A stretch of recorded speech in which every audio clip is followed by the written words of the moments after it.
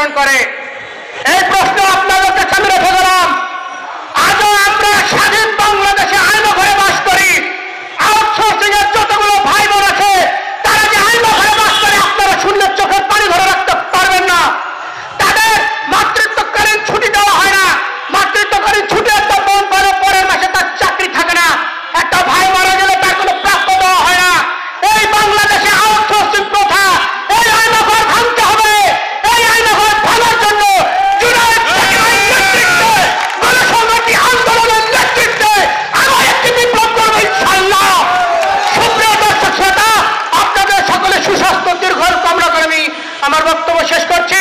খোদা হাফেজ। বাংলাদেশ জিন্দাবাদ। দুনিয়ার মজদুর। ধন্যবাদ। আউটসোর্সিং এর এখন বক্তব্য রাখবেন গণসংহতি আন্দোলন রাজনৈতিক তাদের মানতে হবে। যত দ্রুত মানবেন ততই সহজ সম্পর্ক হবে, স্বাভাবিক সম্পর্ক হবে, সুসম্পর্ক হবে। বাংলাদেশের মানুষকে আগের মতো আর এই পদানত বাংলাদেশে পাওয়া যাবে না। শেখ হাসিনা যেভাবে পদানত বাংলাদেশ তৈরি করেছিল, মানুষ অভ্যুত্থান করে শেখ হাসিনা থেকে দেশ থেকে বিতাড়িত করে বাংলাদেশের মাথা উঁচু করে দাঁড় করিয়ে দিয়েছে। এই মাথা উঁচু বাংলাদেশ, তার নাগরিকরা মর্যাদা পাবে।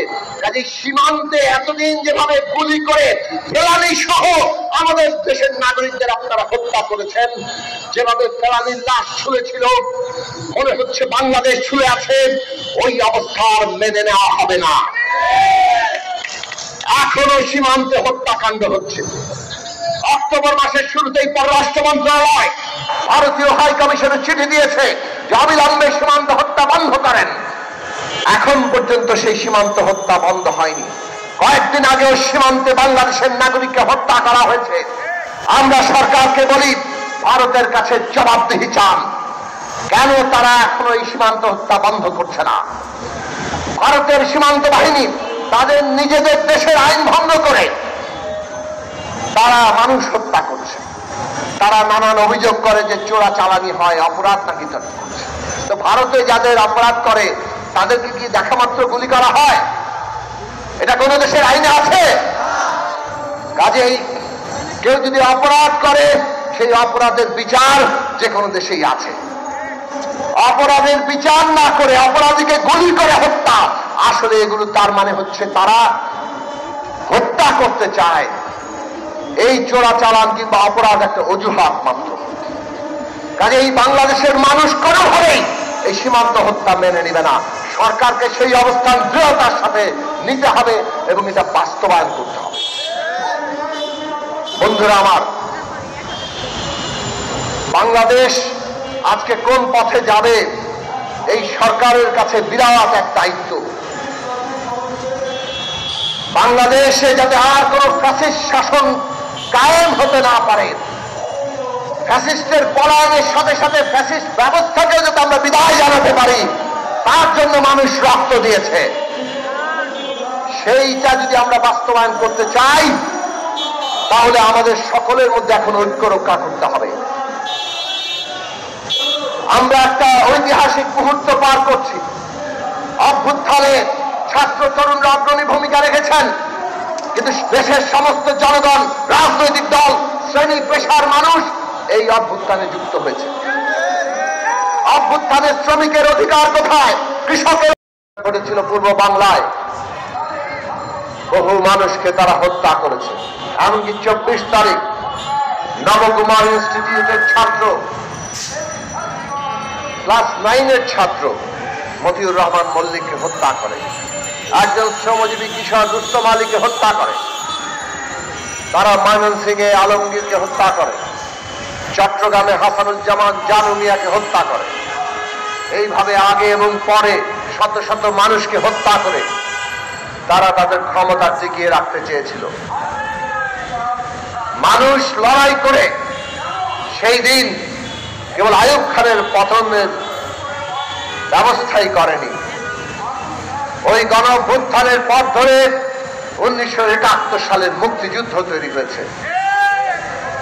মানুষ আশা করেছিল এই মুক্তিযুদ্ধ, এত লক্ষ মানুষের প্রাণ আত্মত্যাগ, এর মধ্য দিয়ে যে রাষ্ট্র হচ্ছে বাংলাদেশ, সেই বাংলাদেশ, সেখানে নাগরিকরা মর্যাদা পাবে, ন্যায় বিচার পাবে, তাদের সবার জন্য সুযোগের সমতা থাকবে। এমনকি যুদ্ধের ঘোষণাতে, রাষ্ট্রপত্তনের ঘোষণাতে সেই কথা পরিষ্কারভাবে বলা হয়েছিল, সাম্য, মানবিক মর্যাদা, সামাজিক ন্যায় বিচার হবে এই রাষ্ট্রের মূলনীতি। কিন্তু 53 বছরে না পেলাম সাম্য, না মর্যাদা, না ন্যায় বিচার। নানাভাবে মানুষের অধিকার আর মর্যাদাকে পদদলিত করা হয়েছে। একটা দেশ তৈরি হয়েছে যারা একটা নির্বাচনের ব্যবস্থা করতে পারে নাই, মানুষের ভোটের অধিকারও কেড়ে নিয়েছে। যে ভোটের অধিকার নিয়ে লড়াই করতে করতে এই দেশের মানুষ মুক্তিযুদ্ধ করে একটা দেশ স্বাধীন করেছে, সেই দেশের মানুষ 53 বছরে ভোটের অধিকার পায়নি। বরং ভোট ছাড়া কিভাবে কলা কৌশল করে ক্ষমতা টিকিয়ে রাখতে হয় তার জন্য শেখ হাসিনা গত 15 বছরে যা যা করেছেন, গুম, খুন, লুটপাট, সমস্ত দেশকে একটা দুর্নীতিগ্রস্ত করে ফেলা, ভয়ের রাজত্ব কায়েম করা, সবকিছুর গলা টিপে ধরা, এবং সর্বশেষ জুলাই আগস্টে আমাদের ছাত্র, শ্রমিক, তরুণদেরকে, আমাদের সন্তানদেরকে নির্বিচারে কিভাবে তারা হত্যা করেছে। 1600-র উপরে ছাত্র, শ্রমিক, তরুণরা নিহত হয়েছেন। তার মধ্যে শিশুরা আছে, বাঙালি আছে, চাকমা, মারমা, আদিবাসীরা আছে, হিন্দু আছে, মুসলমান আছে, নারী আছে, পুরুষ আছে, প্রবীণ বৃদ্ধরা পর্যন্ত আছেন। এইভাবে তারা আমাদের দেশের মানুষকে হত্যা করে ক্ষমতায় থাকতে চেয়েছিল।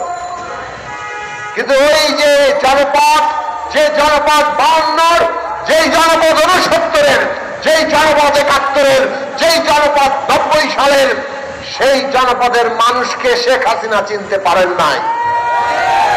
আমরা বারবার বলেছিলাম রাস্তা গণতান্ত্রিক পথে ফেরেন, তারা ফেরেনি। না ফিরলে যে গণ অভ্যুত্থানের মুখোমুখি হতে হবে, উৎখাত হয়ে যেতে হবে, পালিয়ে যেতে হবে, সেই হুঁশিয়ারি আমরা দিয়েছিলাম, তারা শোনেননি। আমাদের ছাত্র, শ্রমিক, তরুণরা তারা এই জুলাই আগস্টের গণ অভ্যুত্থান তৈরি করে শেখ হাসিনাকে পালিয়ে যেতে বাধ্য করেছে।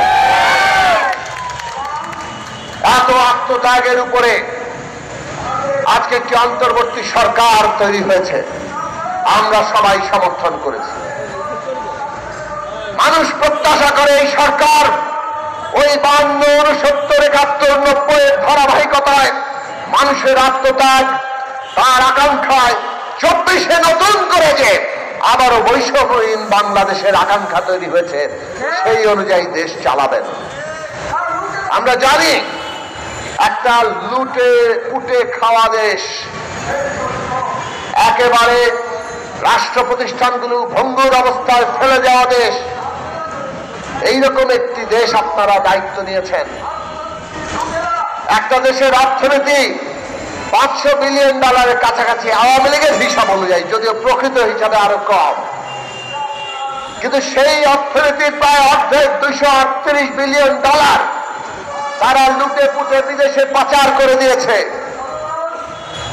আমরা জানি এরা লুট করতে করতে বিদেশের কাছে ঋণের দ্বারস্থ হতে হতে শেষ পর্যন্ত IMF এর কাছে ঋণের জন্য গিয়েছে। আর IMF ঋণ দিতে গিয়ে নানান শর্তে আমাদেরকে আটকে ফেলেছে।